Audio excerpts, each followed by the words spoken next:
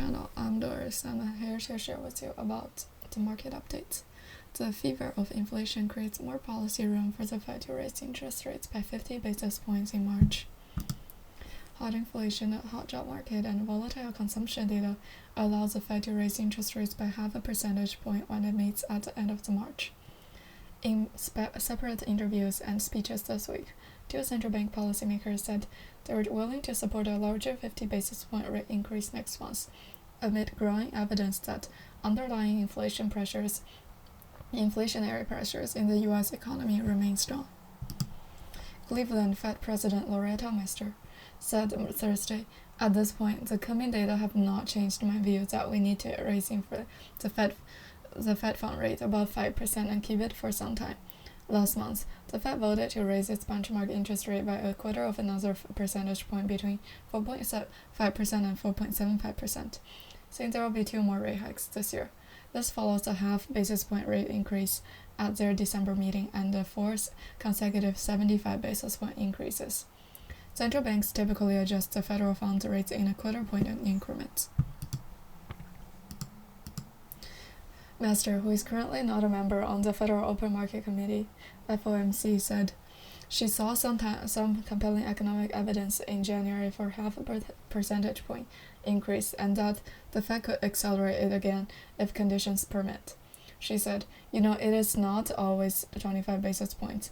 As we have shown, we can move faster when the economy needs it. We can move faster when we can do it bigger at any particular meeting. It'll depend on the economic development.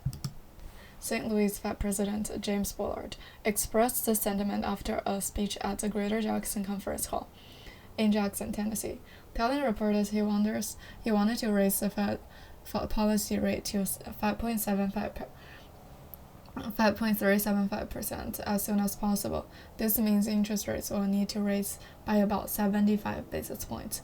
My overall judgment is that this will be a long battle against inflation, and we may have to continue to show our determination to fight inflation as we go through 2023. Mr. Bullard, who is also not a voting member of the FOMC this year, said he would hold his back on judging what officials should do next month. He said, "I will not rule out any possibility of that meeting or any future meeting."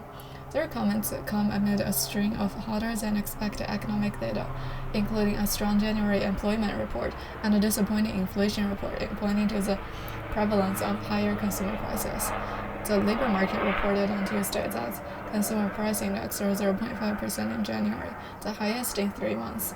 Annual inflation data also unexpectedly rose to 6.4%. The data prompted some traders to review rate hike expectations this year, with more investors now betting that the Fed could raise rates by 50 basis points next month.